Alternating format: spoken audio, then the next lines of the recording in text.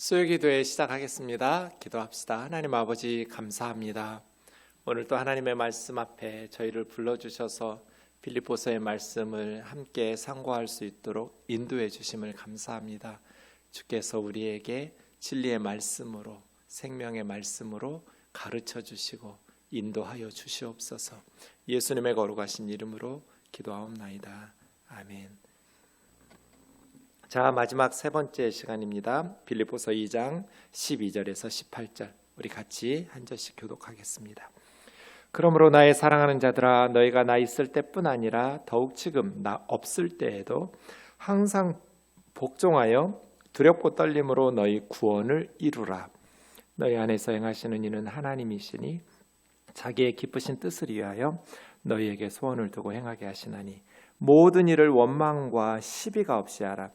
이는 너희가 흠이 없고 순전하여 어그러지고 거스르는 세대 가운데에서 하나님의 흠없는 자녀로 세상에서 그들 가운데 빛들로 나타내며 생명의 말씀을 밝혀 나의 다름질이 헛되지 아니하고 수고도 헛되지 아니하므로 그리스도의 날에 내가 자랑할 것이 있게 하려 함이라. 만일 너희 믿음의 재물과 섬김 위에 내가 나를 전제로 드릴지라도 나는 기뻐하고 너희 무리와 함께 기뻐하리니 같이요 이와 같이 너희도 기뻐하고 나와 함께 기뻐하라. 아멘.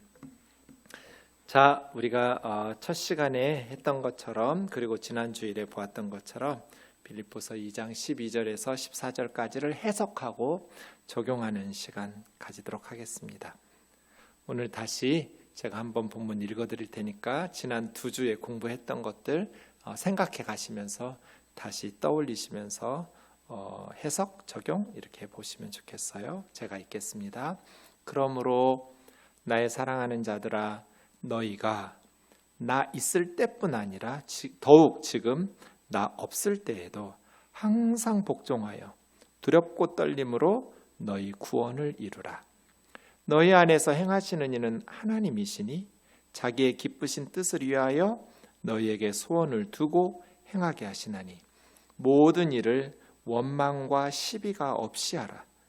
이는 너희가 흠이 없고 순전하여 어그러지고 거스르는 세대 가운데에서 하나님의 흠 없는 자녀로 세상에서 그들 가운데 빛들로 나타내며 생명의 말씀을 밝혀 나의 다름질이 헛되지 아니하고 수고도 헛되지 아니하므로 그리스도의 날에 내가 자랑할 것이 있게 하려 함이라.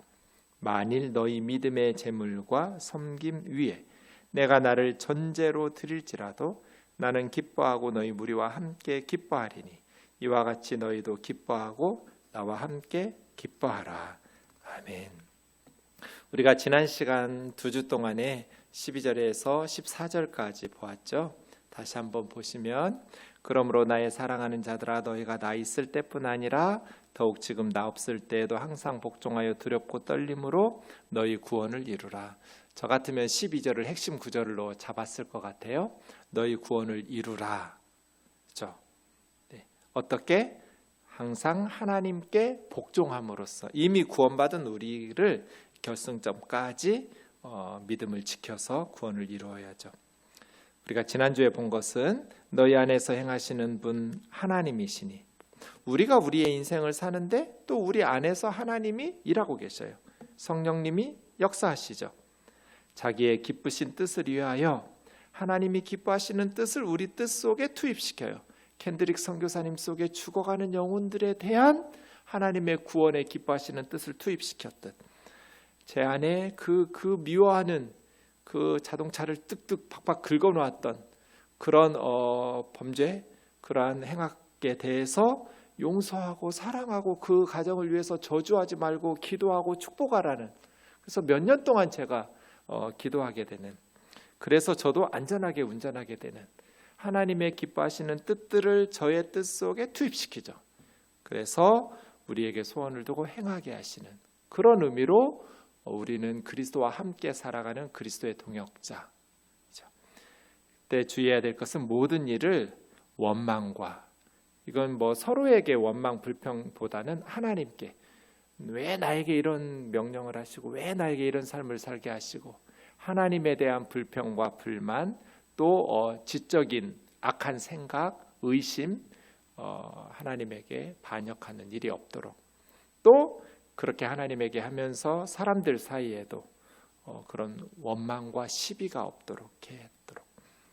자, 오늘은 15절 보겠습니다. 이는, 여러분 이는도 그냥 가시면 안 돼요. 그러므로를 그냥 가시면 안 되듯이 이는, 이건 뭐예요? 앞에 있는 내용은 뒤에 있는 내용을 위해서, 이는 뭐뭐 하기 위해서 뭐뭐 하려 함이라, 이렇게 되는 거잖아요.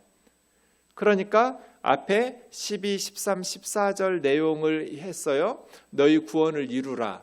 어떻게? 항상 복종함으로, 하나님의 뜻에 순종하고 복종함으로써. 근데 그 하나님 뜻은 뭐예요? 하나님이 기뻐하시는 뜻을 우리 속에 투입시켜서 우리로 소원을 두고 행하게 하시는 그 하나님의 뜻. 그러면 우리가 원망과 시비 없이 하나님이 기뻐하시는, 하나님이 명령하신 것을 열심히 감당하는, 이게 앞쪽이었죠. 그렇게 하는 이유는, 이는 뒤에 이제 15절부터 뭐뭐 하려 함이라죠. 그러니까 15절부터는 앞에 있는 12, 13, 14절의 목적이죠. 이것을 위해서 그렇게 하면 12, 13, 14절 하면 15, 16, 17, 18절 되는 거죠. 그죠? 그래서 이는, 이런 거 그냥 가면 안 된다는 거죠. 문맥을 파악해야죠. 이는 목적이에요. 우리가 하나님의 뜻에 순종하고 복종해야 될 이유는 무엇 때문인가? 15절 보면 16절까지 두 가지예요. 목적이 두 가지네요. 첫 번째, 너희가 흠이 없고 순전하여 어그러지고 거스르는 세대 가운데 하나님의 흠없는 자녀로 세상에서 그들 가운데 빛들로 나타내야 되기 때문에, 우리가 하나님의 뜻, 하나님께서 기뻐하시는 뜻에 원망과 시비 없이 복종하고 순종함으로써 어떤 결과가 나타나요? 무엇을 위해서 우리가 복종해야 돼요? 무엇을 위해서 우리가 순종하면서 살아야 돼요? 어그러지고 거스르는 이 세상에서 하나님의 자녀답게 이 영적인 암흑 속에서 빛으로 나타나야 되기 때문에, 빛들로 나타내야 되기 때문에, 이게 첫 번째 목적이죠. 이는 요것 때문에. 그리고 16절, 생명의 말씀을 밝혀 나의 다름질이 헛되지 아니하고 수고, 여기서 나는 바울이죠. 바울의 다름질과 수고가 헛되지 않고 그리스도의 날에 바울이 자랑할 것이 있게 하려 함이라. 여기까지죠. 그래서 15절에 이는, 12, 13, 14절, 우리가 항상 하나님의 뜻에 하나님이 기뻐하시는 것을 우리 속에 집어넣을 때 복종하고 순종하는 이유는 두 가지예요. 뭐뭐 하려 함이라. 이는 하려 함이라. 여러분 다른 성경 본문 보실 때도 이렇게 보셔야 돼요. 앞에 내용은 이는이 나오면 뒤에 내용이 목적인 거죠. 이거 하려 함이라. 그럼 첫째가 뭐예요? 악한 세상에서 하나님의 흠없는 자녀로 빛으로 나타나야 되기 때문에. 어떻게? 하나님이 기뻐하시는 뜻에 순종함으로써 생명의 말씀을 밝힘으로써. 그리고 바울은 목적이 하나 더 있었어요. 16절에 보면 바울의 다름질과 수고가 헛되지 않게 하기 위해서. 그래서 그리스도의 날은 이제 사실은 심판의 날이죠. 우리가 개인적으로 주님 앞에 죽어서 갈 때, 아니면 주님이 재림하실 때, 이런 때겠죠. 어쨌든 이 땅에서의 우리의 삶이 주님 앞에서 결산받는 날, 그리스도의 평가받는 날이겠죠. 그리스도의 날에 내가 자랑할 것, 바울이 뭘 자랑하겠어요? 예수님 앞에 섰을 때 빌립보 성도들이죠.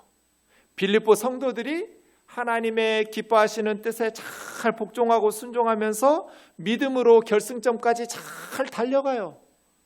그러면 주님 앞에서 바울이 얼마나 자랑스럽겠어요. 이 두 가지예요.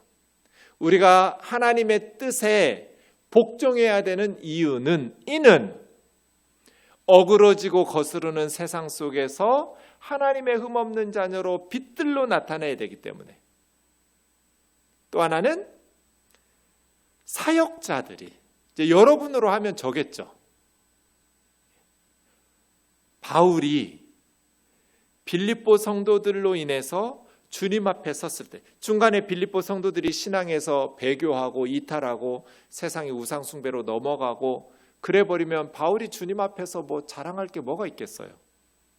그런데 바울은 죽었지만 남아있는 교회와 성도들이 바울이 전해주었던 복음을 잘 지켜가면서 오히려 바울보다도 더 주님 앞에서 신실하게 복음을 확산시켜 나가면서 생명의 말씀을 밝히며 주님이 맡겨주신 사명을 감당한다면 빌립보 교회의 영적인 승리는 주님 앞에서 바울의 자랑이죠. 제가 주님 앞에 가서 뭘 자랑하겠어요? 내가 책 많이 읽었습니다. 뭐 기도 많이 했습니다. 성경 많이 공부했습니다. 그거 무슨 자랑이에요? 천국에서는 아무것도 필요 없어요. 그런데 우면동 교우들이 정말 신실하게 신앙생활해요. 영적으로 승리하면서 생명의 말씀을 밝히면서 성령의 열매들을 맺어가요. 그러면 주님 앞에서 얼마나 자랑스럽겠어요. 바울 그 얘기하고 있는 거예요. 이 두 가지 목적이 이는이에요. 이는 뭐뭐 하려 함이라. 내가 자랑할 것이 있게 하려 함이라. 뭐뭐 하려 함이라. 그런데 두 가지죠. 15절 다시 보죠. 흠이 없고 순전하여. 이 흠이 없다라는 말은 멤프스토스예요. 아라는 말은 부정접두에 뭐뭐 없는. 그러니까 멤프스토스는 비난하다거든요. 책망받다. 그러니까 비난할 것이 없는. 그러니까 흠이 없는 거죠. 하나님께서 비난할 것이 없도록, 세상 사람들이 손가락질하지 않도록, 이것이 흠없고 순전하다라는 것은 케라이오스예요. 케라이오스는 섞이다예요. 섞이다, 혼합되는 거예요. 그러니까 섞이지 않는, 뭐 참기름에다가 뭐 깻묵가루 같은 거 뭐 이상한 거 섞어버리면 가짜 참기름 되잖아요. 그건 순수하지 못한 거죠. 그냥 100% 참기름. 뭐 포도주스에다가 100% 뭐 이런 거 하잖아요. 포도즙만 짜가지고 만든 물 같은 걸 섞지 않는 이런 단어예요. 아케라이오스. 그러니까 순수한, 불순물과 찌꺼기가 섞이지 않는, 이게 순전한. 예수님께서 비둘기처럼 순전하라고, 순결하라고 그 단어예요. 뭐가 섞이지 않은 거예요, 이거는. 그러니까 하나님의 흠없는 자녀는 세상 속에서 살 때 불순물과 찌꺼기가 섞이지 않아야 돼요. 그래서 비난받지 않도록. 근데 어떻게 우리가 이렇게 살아요? 예수님이나 이렇게 살지? 우리가 어떻게 이렇게 완전할 수 있어요? 완전하지 못하죠. 하지만 이렇게 살도록 노력해야죠. 비록 우리가 교회가 손가락질 받은, 비난받으면 하나님의 교회를 비난하고 주의 종을 비난하면 심판을 받는다, 너 잘 되는가 보자, 이런 악한 마음 품을 게 아니라 그 말이 옳은가 그른가 판단해 보고 그 지적이 옳으면 다른 사람의 비판에 대해서 자기를 개선하고 약으로 쓰지만 약으로 써서 더 좋아지는 교회가 되는 것이 주님이 원하시는 뜻이죠. 그런 그리스도인이 돼야죠. 그런데 그런 사람 많지 않거든요. 비난하면 비난했다고 막 반대로 공격하고 니는 잘났냐 이러면서 진짜 바보가 돼버려요. 다른 사람이 비난할 때 그 비판이 합당하면 내가 겸허히 인정하면서 비판을 받아들이고 그것에 대해서 사과하고 고치도록 노력하면 되잖아요. 그렇게 흠이 없고 순전하도록 우리는 하나님 자녀니까 흠 없는 하나님의 자녀로. 그런데 이 세상은 어그러지고 거스르는 세상, 세대는 세상이라고 해도 돼요. 어그러졌다라는 것은 스콜리오스 구부러진 거예요. 삐뚤어진 거죠. 부정직한 것, 어그러졌어요. 꾸불꾸불해요. 길 같은 데가 구부러지면 요 단어 써요. 그 다음 거스른다라는 것은 디아스트레포라는 말은 왜곡시켜서 타락하게 하는 거예요. 그러니까 죄짓게 만드는, 못된 짓 하게 하는. 이 세상은 하나님에 대해서 모든 게 다 틀렸다는 거 아니에요. 영적으로 구부러졌어요. 우상 숭배하고 하나님의 생명의 구원의 길을 벗어났어요. 그런 의미에서 뒤틀렸어요. 그리고 타락시켜요. 영적으로 함께 멸망하게 하는 신천지의 이만희 교주가 어떻게 됐어요? 뒤틀렸죠. 영적으로 타락했어요. 그런데 지만 타락해서 지 혼자 지옥에 가는 게 아니라 수십만 명의 젊은이들, 수많은 영적으로 어리석은, 이만희는 천국과 지옥을 안 믿는 사람, 불신자예요. 하나님의 심판을 믿지 않는 사람이 혹시 하나님이 심판이 있을지도 모른다고 하는 신도들을 미혹한 거예요. 그렇게 사기쳐가지고 지옥으로 끌고 가는 거예요. 이것이 디아스트레포예요. 거스르는. 이 말은 하나님을 대적하도록 멸망으로 끌고 가는, 타락시키는 세상. 이 세상 그렇잖아요. 이 세상이 영적으로 보면 뒤틀리고 구부러졌어요. 영적으로 깜깜해요. 하나님에 대해서 아주 적대적이고 무관심해요.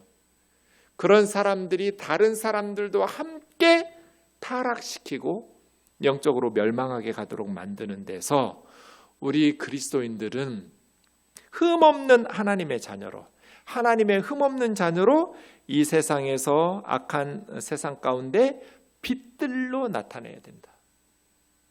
그래서 16절 생명의 말씀을 밝혀야 된다. 이게 빛이 하는 일이죠. 예수 그리스도의 복음을 밝혀야 돼요. 영적으로 깜깜한 이 세상을 등대처럼 빛을 비춰주는 것. 그게 교회죠. 어두운 세상에 동화되지 말고 세상이 어둡다고 불평만 하지 말고 그리스도인들이 등대가 돼야죠. 빛이 돼야 돼요. 깜깜한 죄악된 세상에서 생명의 말씀으로 비추어내는 하나님의 자녀들이 돼야 되기 때문에 하나님이 우리 속에 기뻐하시는 뜻들을 듣고 우리가 순종하도록, 하나님께서 우리에게 순종을 요구하시는 이유가 뭐예요? 이 악한 세상, 어둠의 세상, 흑암의 세상을 밝혀야 되기 때문에 교회가, 성도들이 영적으로 암흑인 우리 친구들, 우리 가족들, 우리 형제 자매들, 부모들, 친척들, 직장 동료들, 학교 친구들, 선생님들, 우리가 하나님이 우리 속에 넣어주시는 기뻐하시는 뜻에 복종해야 될 이유는 그들에게 생명의 말씀을 밝혀줘야 되기 때문에, 그러려면 우리는 비난할 게 없어야죠. 흠없이 순전하게 비난할 것이 생기면 회개하고 정직하게 겸손하게 인정하고 고쳐나가고, 어디 감히 주의 종을 비난해 이따구 소리 좀 하지 말고 죄송합니다 하고 인정할 때, 목사도 사람이니까 그럴 수 있지, 세상 사람들 다 그렇게 해줘요. 하나님 앞에서 흠없고 순전한, 흠없는 하나님의 자녀로 빛들로 나타나야 되기 때문에 교회는 등대여야 돼요. 교회는 영적인 전염병을 막아내는 방역팀, 의료진이라고 말씀드렸잖아요. 영적으로 하면 지금 사망의 전염, 사탄의 공격들이 치열하게 전파되고 있잖아요. 새로운 애가 태어나면 그 새로운 젊은 아이에게, 우리 자녀들에게 사망의 전염병을, 바이러스를 전염시키려고 혈안이 되어 있잖아요. 이 세상은 어그러져 있으니까. 그러면서 거스르리고 하나님을 거역하고 같이 타락하고 같이 멸망시키려고 이단들이, 우상 숭배자들이, 하나님을 거부하는 자들이, 우리 그리스도인들은 어떻게 해야 돼요? 영적인 바이러스를 막아내는 의료팀이 돼야죠. 우리는 영적인 의사예요. 영적 간호사예요. 사망의 전염을 막아내는, 이것이 우리가 하나님이 우리 속에 기뻐하시는 뜻들을 두고 행하는 첫 번째 목적이에요. 두 번째 16절, 생명의 말씀을 밝혀 나의 다름질이 헛되지 아니하고 수고도, 이것이 이제 바울이 원하는 거였죠. 이 복음을 전파해서 교회들이 생명의 역사들, 생명의 빛의 역사들을 감당해서 이 세상을 구원한다. 그 바울의 다름질과 수고, 이 수고는 진짜 코피나게 코피아오, 정말 힘들게 수고하는 거거든요. 적당한 수고가 아니에요. 죽기 직전까지 하는 수고예요. 바울은 정말 그렇게 혼신의 힘을 다해서 했어요.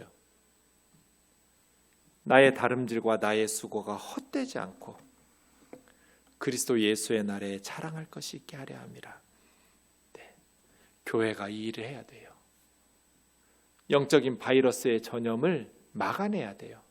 여러분 역사 보세요. 교회를 몰아내버린 공산주의 혁명, 그 다음에 어떻게 됐어요? 소련, 북한, 중공, 동구권의 공산주의 국가들 교회 몰아내고 사망의 바이러스, 사탄의 바이러스가 공산주의 혁명으로 전염되고 나니까 그 나라들이 행복해졌나요? 지상 낙원, 정말 자기들이 꿈꾸었던 플로레타리아트의 혁명, 평등한 세상, 이 세상이 정말 행복한 낙원이 되었나요? 교회를 없애고 예수 그리스도의 복음을 몰아냈더니 다 죽이고 박해하고 교회를 불지르고 허물고 공산주의로 만들었더니 북한처럼 소련처럼 중공처럼 다 이제는 손들고 예수 그리스도의 복음을 받아들이고 선교사들을 받아들이고, 그런데 북한처럼 아직도 복음을 막고 굶어 죽어가고 있잖아요. 비참하게 공포스럽게 살고 있잖아요. 저는 그 말이 옳지 않다고 생각해요. 이 우한 바이러스가 시진핑의 기독교에 대한 탄압 때문에 시작되었다. 중국 때문이다. 시진핑 때문이다. 저는 그렇게 생각하지는 않지만, 하나님의 뜻을 모르겠지만, 그럼에도 불구하고 시진핑 때문에, 중국 때문에 전 세계 사람들이 죽어가도록 하는 게 하나님의 뜻은 아닐 테니까요.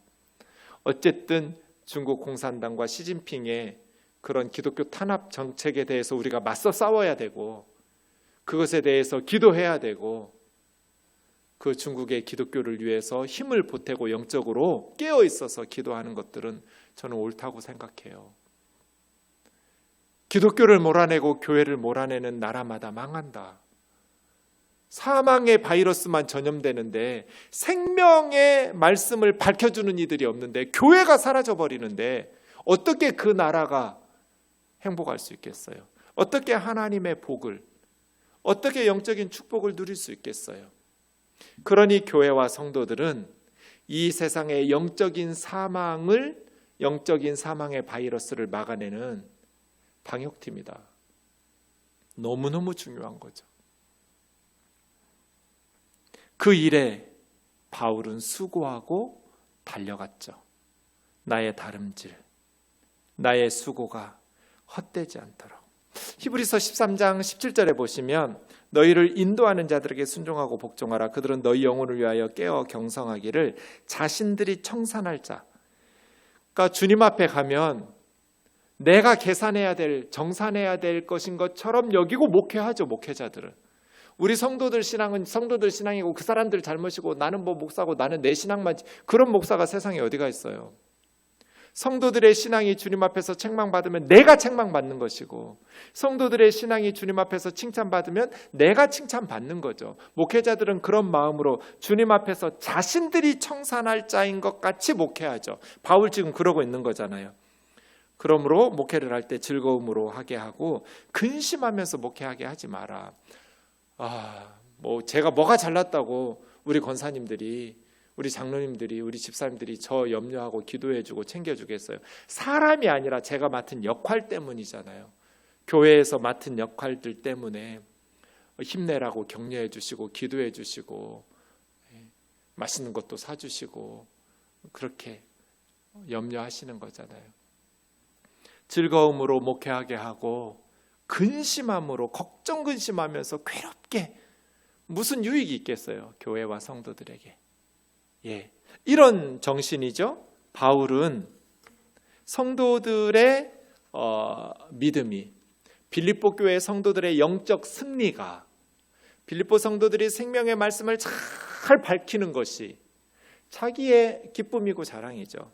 데살로니가전서 2장 19절에도 그런 고백해요.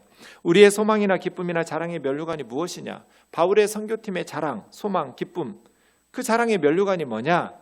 주님이 강림하실 때, 데살로니가전서는 바울 서신 13개 중에 가장 먼저 쓰여진 편지예요. 가장 초창기 사역할 때 자기 살아있을 때 주님 강림하실 줄 알았어요. 이제 디모데서 같이 후반기에는 자기 죽은 후에 주님이 오실 줄로 예상하고 있어요. 아무 때도 모르지만요, 주님의 재림의 날은. 어쨌든 주님 앞에 섰을 때, 오늘 본문으로 하면 그리스도의 날에겠죠. 주님이 강림하실 때 우리 주 예수 앞에서 너희가 아니냐, 데살로니가 교회 성도들이 주님 앞에 갔을 때 자랑이죠. 그게 기쁨이고 그게 소망이죠. 저의 소망과 기쁨과 자랑이 뭐겠어요? 주님 앞에서 여러분이죠. 정 목사 때문에 우리 목회자들의 자랑이 뭐겠어요? 주일학교 아이들이죠. 우리 박 목사님 때문에, 우리 평찬 전사님 때문에, 또 우리 현아 전사님, 경아 전사님, 또 우리 종현 전도사님, 우리 창희 전도사님, 미숙 전도사님, 주일학교 아이들, 우리가 돌보는 성도들, 위에서 기도하는 영혼들이 주님 앞에서 우리의 자랑이겠죠. 바울은 그걸 위해서 원망과 시비가 없이 사령관 되신 하나님의 명령에 순종하면서 하나님의 일들을, 하나님의 뜻들을 이루어가라고 권면하고 있는 것이죠. 이 두 가지 목적이 있었어요. 어그러진 세상, 거스르는 세상에서 흠없는 자녀, 순전한 자녀로, 하나님의 자녀로 어둠 속에, 암흑 속에, 이 악하고 영적으로 무지한 깜깜한 흑암의 세상 속에 빛들로 나타나야 되고 생명의 말씀을 밝혀야 되기 때문에. 마지막 17절 18절이요. 만일 너희 믿음의 재물과 섬김 위에 내가 나를 전제로 드릴지라도 나는 기뻐하고 너희 무리와 함께 기뻐하리니 이와 같이 너희도 기뻐하고 나와 함께 기뻐하라. 바울은 이제 성도들, 빌립보 교회 성도들을 제물로 삼았어요. 그 믿음의 제물과 섬김, 짐승제사 드리듯이. 그러니까 우리의 믿음의 제물, 또 섬김의 제물. 짐승제사를 드리다 보면 짐승을 올려놓고 마지막에 전제를 부어드려. 이건 부어드리는 제사, 포도주나 독주 같은 걸 붓거든요. 동물에다가 각을 떠서 제물로 딱 번제단 위에 올려놓고 그 위에다가 포도주 같은 거를 부어서 더 향기롭게 하나님 앞에 드리는. 자기 자신은 성도들의 믿음과 섬김을 하나님께 드리는 희생 제사라면, 바울 자기 자신은 그 위에 부어지는 술처럼, 포도주처럼 전제로 부어드린다 할지라도 나는 기뻐하고 너희 무리와 함께 기뻐하리라. 무슨 말이에요? 너희가 하나님께 드리는 믿음과 섬김이 하나님께서 기뻐하시는, 하나님께서 기뻐 받으시려면 흠없는 제물이어야 되잖아요. 너희가 정말 이 땅에서 살아갈 때 흠없는 순전한 제물 되어서 이 악한 세상에서 빛으로 나타나고 생명의 말씀을 밝히는 하나님께서 주신 믿음과 순종의 삶을 통해서 너희 신앙생활이 더 하나님을 기쁘시게 할 수 있다면 너희가 드려지는 그 영적인 승리를 위해서 나는 나의 생명을, 내 목숨을 전제물처럼 너희에게 부어드린다 할지라도 기뻐할 거라고. 자신의 생명을 아낌없이 아주 기꺼이 바치겠다는 거예요. 아멘이에요. 저도 생각해 봤어요. 하나도 아깝지 않아요. 만약에 우리 우면도교회 청년들이 열방에 나가서 이 생명의 말씀을 밝히고 선교하고 복음을 전한다면 저는 모든 것을 우리 아이들을 위해서 밑거름으로 바칠 것 같아요. 하나도 아깝지 않을 것 같아요. 우리 아이들이 하나님 앞에 바쳐지는 이 생명의 말씀을 밝히면서 복음을 전하고 이러한 일들을 할 때 나의 기도, 나의 재산, 나의 지식, 나의 힘, 모든 것을 우리 청년들에게 다 쏟아부을 것 같아요. 기꺼이 전제로 바칠 것 같아요. 우리 청년들의 삶을, 신앙을, 우리 자녀들의 삶과 신앙을 우리 하나님께서 기뻐 받으시는 믿음과 섬김으로 만드는데 조금이라도 도움이 된다면 아낌없이 쏟아부을 것 같아요. 언젠가 한번 죽을 거잖아요. 저도 언젠가 죽겠죠. 사람은 모두 다 언젠가 한번 죽어요. 바울이 지금 늙어가요. 이거 쓸 때 60년대예요. 지금 로마 감옥에서 순교를 앞두고 있고 늙은 바울이 뭐가 아깝겠어요? 언젠가 한번 죽을 인생, 빌립보 성도들의 믿음의 재물과 섬김 위에 얼마든지 데코레이션으로 자신을 전제로 부어 바친다 할지라도 기쁘게, 억지로 아니고 아까워 아니고 기쁘게 내 생명을 바치겠다는 거잖아요. 너희도 이와 같이 기뻐하고 나와 함께 기뻐하라.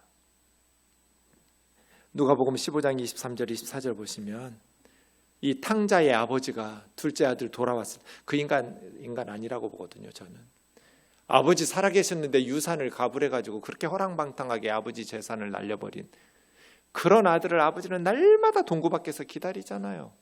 그 아들이 돌아왔을 때 거짓골로 왔는데 아버지는 달려나가서 뭐라고 그래요? 우리가 먹고 즐기자.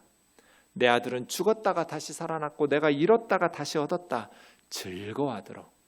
이런 거죠. 생명의 말씀을 밝혀서 믿음의 재물과 섬김 위에 바울은 자기를 전제로 생명을 그들에게 바친다 할지라도 함께 기뻐하고 즐거워할 거다. 너희도 나와 함께 기뻐하고 즐거워하라. 이 예수님께서 말씀하신 우리 찬송 중에 기쁜 일이 있어 천국 종친에 먼데 죄인 돌아왔도다. 영광 주께 돌리세. 기쁜 일이 있어 천국 종친에 죄인이 돌아왔다. 천국에서 땡땡땡땡땡 종치는 거예요. 뭐야. 왜? 무슨 일이야? 천국이 난리가 났겠죠? 저기 우면동에서 한 영혼이 돌아왔어. 그러면 천국에서 무슨 일이 있을까요? 환호성, 할렐루야가 외쳐지겠죠. 아멘 하면서 천국이 펄쩍펄쩍 뛰겠죠. 천국에서 우리를 위해서 기도하고 있겠죠. 먼저 간 우리 믿음의 선배들이 남아있는 자녀를 위해서, 가족들을 위해서, 친구들을 위해서 구원받아야 되는데, 전도돼야 되는데 우리를 지금 응원하고 있겠죠. 기도하면서. 그때 우리가 기도하면서 복음을 전하고 그 강팍했던 마음들이 녹아져서 생명의 말씀을 밝혀지고 우리가 영적으로 승리하게 되면 천국에서 무슨 일이 일어나겠어요? 난리가 나겠죠. 환호성이 울려 퍼지겠죠. 기뻐서 덩실덩실 나와 함께 즐거워하자, 기뻐하자. 바울이 요 얘기하는 거죠. 먼데 죄인 돌아왔다. 나와 함께 기뻐하고 기뻐하리니. 사랑하는 자매 형제 여러분, 우리가 이런 교회 이루기를 원합니다. 주님의 나라를 위해서, 주의 일들을 위해서, 복음을 위해서 힘쓰는 우리 우면동 교회 되기를 원합니다. 제가 양재동에서 뜨인들교회 목회할 때 한 달 월세가 800만 원이었습니다. 지금처럼 예배도 모여서 드리지도 못하는데도 건물주에게 800만 원씩 줬겠죠. 안 줄 수 없었을 거예요. 정말 아까웠을 것 같아요. 그럴 교회들을 생각하면 너무 속이 쓰려요. 우리는 지금 월세를 내지는 않지만 건물이 생겼지만, 그리고 나서 우리 생동교회가 건축하면서 건축 비용으로 빚이 은행에서 얻었어요. 그리고 또 우리 원로 목사님께서 은퇴하신 후에 교회 위에서 교회에게 유익이 되도록 매달 연금으로 받으시는 게 목사님에게는 좋아요. 그런데 교회가 지금 어려우니까 교회 생각해 주시느라고 일시불로 받으셔서 은행 이자가 싸니까요. 그렇게 해서 우리가 또 대출을 받았어요. 그런데 새마을금고에서 그때는 해줬는데 지금으로 보면 이자가 너무 센 거예요. 4.01, 4.04였으니까요. 그래서 은행을 바꿨어요. 국민은행으로 바꿔야 돼서 여러분에게 알리고 투표한 것처럼 인터넷상으로 공동의회해서 국민은행으로 바꿨더니 이자율이 2.81로 4.01, 4.04에서 2.81로 떨어졌어요. 그래서 우리가 이자가 한 600만 원이 넘었거든요. 매달 600만 원이 훨씬 넘었었는데 4.01로 떨어지니까 이제는 370만 원 안 되게 떨어져 버렸어요. 그래서 매달 200만 원 이상씩 400만 원 밑으로 뚝 떨어졌어요. 근데 국민은행이 조건이 하나 있었어요. 건축하면서 쓰인 17억 정도의 빚은 국민은행에서 받아줄 수 있는데 목사님에게 이렇게 주느라고 교회 운영 자금으로 쓴 우리가 1억 8천을 빌렸었는데 1억 정도 갚고 나서 1억 정도가 남아있는 돈은 대출이 안 된다. 이걸 건축 자금으로 했다고 신청을 해라. 그러면 같이 대출해 주겠다. 그래서 제가 거짓말 못 한다고 그랬어요. 그건 건축 자금이 아닌데 은행에 거짓말 할 수 없다. 그럼 어떡할래? 그래서 의논하면서 갚고 가기로 했어요.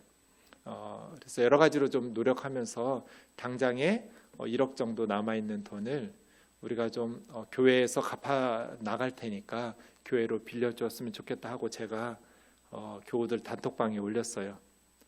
1분도 안 돼서 답장이 왔어요. 제가 하겠습니다. 제가 깜짝 놀랐어요. 읽고 나서 바로 저에게 카톡 보낸 거잖아요. 내가 빌려줄 테니까 교회 일하는데 어려움 없도록. 그래서 저는 그리고 나서 이제 또 한 분이 나도 하겠다고. 그래서 두 가정에서 빌려서 1억은 갚아버렸고 그 이자는 더 정말 우리 교회에서 정말 주고 싶어도 못 주게 해서 억지로 1.2%인가 이런 식으로 이자 주면서 그래서 2.81로 해서 원래 제가 월세를 800만 원 이상씩 내다가 반 이상 400만 원 밑으로 떨어져 370만 원으로 떨어져 버렸어요. 그래서 저는 하나님께 감사하면서 이것을 어떻게 할까? 우리 교회가 이런 아낌으로 더 재정적 여유가 생기면 더 우리 교회를 위해서 또 뭔가를 치장하고 사고가 아니라 복음을 전하고 생명의 말씀을 밝히는 데 써야죠. 생명의 말씀을 밝혀. 이 16절에 생명의 말씀을 밝혀. 이 일을 위해서 내가 정말 고생해서 번 돈이지만 교회가 필요하다니까 그냥 보자마자 내가 하겠다고 헌신하는 이런 교우들. 또 교회가 무슨 일을 하자고 하면 정말 우리 우면동 교우들이 한마음 한뜻으로 기도하면서 으쌰으쌰 해가지고 이루어내는 이 일들이 생명의 말씀을 밝히고 기뻐하고 기뻐하는 하나님께서 천국에 종을 치고 잔치를 벌이시는 이 일들을 상상하면서 하나님의 사명을 위해서 주님께서 필요하다면 하나님께서 원하신다면 기꺼이 내 시간도 내 재능도 내 물질도 내 삶도 생명도 드릴 수 있는 기뻐하고 기뻐하리라. 내가 나를 전제로 드릴지라도 하나님이 기뻐하시는 일이라면 천국에서 환호성을 울려 퍼진다면 기꺼이 주님 앞에 드리는 저와 여러분의 삶이 되기를 주의 이름으로 축원합니다. 우리 같이 기도하겠습니다. 가정을 위해서 우리 가족이 생명의 말씀을 밝히도록 또 자녀들의 신앙을 위해서 이게 지금 영적인 전염병을 막아내는 방역팀으로서 우리가 가족을 위해서 기도해야겠습니다. 교회를 위해서도 우리가 흠없는 하나님의 자녀로 살게 해달라고 하나님의 흠없는 자녀답게 우리 교회 성도들이 변화될 수 있도록 또 천국의 환호성을 울리는 교회 되도록 천국에서 환호성이 울려 퍼지도록 생명의 말씀을 밝히는 교회, 선교에 앞장서는 교회, 말로만 선교하고 자기 자신들을 위해서 게으르고 자기 자신만을 구원받고 안심하는 성도들이 아니라 죽어가는 영혼들 위해서 켄드릭 선교사님처럼 죽어가는 영혼들을 위해서 살려내는 그런 천국의 환호성이 울려 퍼지도록, 또 선교사님들을 위해서, 예배와 주일학교 위해서, 나라를 위해서도 기도합시다.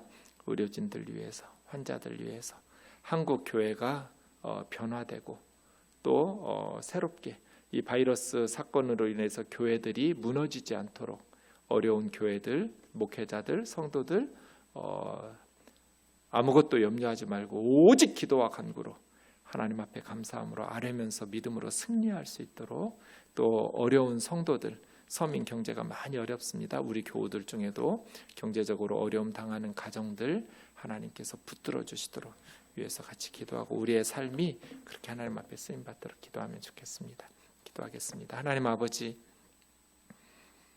우리 안에서 행하시는 하나님의 뜻, 하나님께서 기뻐하시는 그 뜻에 순종하고 복종함으로써 원망과 시비 없이 따름으로써 어그러지고 거스르는 이 세상 가운데 흠없고 순전한 하나님의 자녀로 이 악한 세상에서, 어둠의 세상에서 빛들로 나타내게 하시고, 또 사역하고 우리를 위해서 수고하고 기도하는 부모님들, 믿음의 선배들, 목회자들, 그들이 주님 앞에 섰을 때 자랑할 것이 있도록 그 수고와 다름질이 헛되지 않도록 하게 하여 주옵소서. 우리 우면동 교회가 천국의 환호성을 울려 퍼지는 성도들이 되게 하여 주시옵소서. 썩어질 것들을 위해서 인생 낭비하지 말게 하시고, 정말 우리 삶에 중요한 것이 무엇인지, 정말 하나님께서 기뻐하시는 뜻이 무엇인지 깨닫고 주님 앞에 깨어 기도하고 하나님 앞에 믿음의 제물과 섬김으로 하나님을 향기로운 제물로 영광 돌리는 저희들 되게 하여 주옵소서. 예수님의 거룩하신 이름으로 기도하옵나이다. 아멘.